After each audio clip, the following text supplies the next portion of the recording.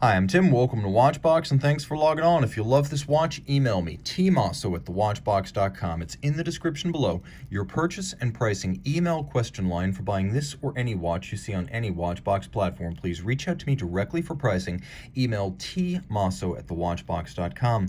Today we are discussing a 50-piece limited edition in red gold. This is the Moser Cie Endeavour Tourbillon concept red gold. Red gold case, funky blue fume dial, and a flying tourbillon with two horizontally opposed hairsprings. This watch has it all. So 40 millimeters is the diameter. The thickness is 10.8 millimeters. From lug tip to lug tip, the distance across the wrist is 47.2 millimeters, and the distance between the lug horns is 20 millimeters. We'll throw it on my wrist, which is 16 centimeters in circumference. You get a good look at it. It's low enough to fit easily beneath the dress cuff.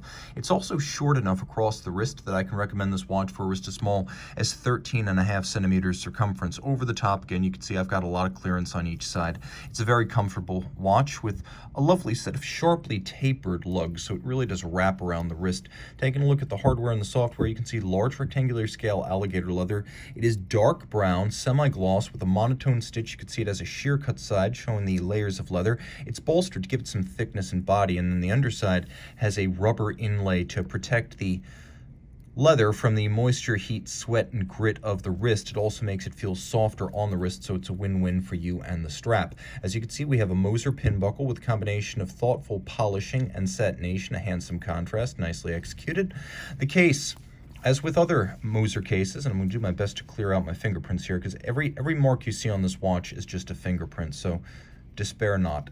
This watch features that characteristic machined and hand-finished case profile that makes Moser cases such a joy. So you can't do this with conventional mass-produced stamping. First, they machine the case, and then they hand-finish it to create these lug hollows, as well as the vertical satin finish on the case band. You'll note the lug is entirely concave all the way around to create the impression of a less massive case. Then we have polished lug hoods. We have an inverse conical, sharply knurled M logo Moser crown, and then we have a funky blue dial. This is the funky blue color that Moser made famous. It is a signature of the brand. Moser prides itself in the fact that people can see a Moser dial absent any statement of origin or manufacturer logo and still know exactly what it is. That is strength in design. Now, the dial is called a concept dial because in addition to the fume fade from light to dark and the color, which is funky blue, it is unadorned. There is no signature of national origin, local origin, no indices, no maker's mark, nothing. This is a very clean dial featuring only red gold foy or leaf style hands, and then of course the flying tourbillon. It's called a flying tourbillon because it has no upper bridge. This was invented in Germany in the 1920s by Alfred Helwig, and with no upper bridge to block your view with the tourbillon, you get to enjoy all for which you've paid, and all the action is on the dial side of the watch.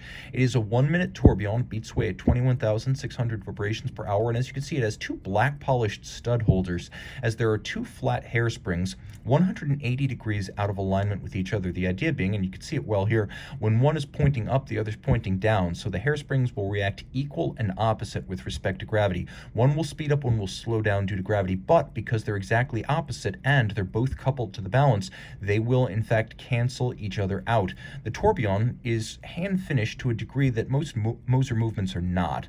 They're generally mostly machine finished, but their tourbillon cages are extensively hand finished, so you're getting that extra level of attention to detail. What makes Moser special, in addition to the architecture of this hairspring arrangement, is the fact that they make all of the hard parts, the tough stuff, the hairsprings, the balance, the escapement. They make it via their precision engineering subsidiary, which is very, very special. Most companies cannot make those small parts.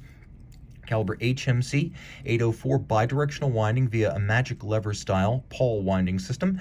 3 days of power reserve. You can see a little nod to the pocket watch era of Moser watches. There's a 3/4 style bridge holding the barrel, and then the barrel arbor actually sits in a golden chaton, another pocket watch feature held by black polished screws. You'll note double crested Côte de Genève across the bridges, and then we'll take a look at the underside of the tourbillon. You can see it pivots on ball bearings. That gives it a good brace. Given that it's only anchored on one side, that allows the tourbillon to be quite well anchored and secured from the bottom. All of this 30 meters water resistant. Reach out to Tim Mosso at thewatchbox.com for purchase and pricing details.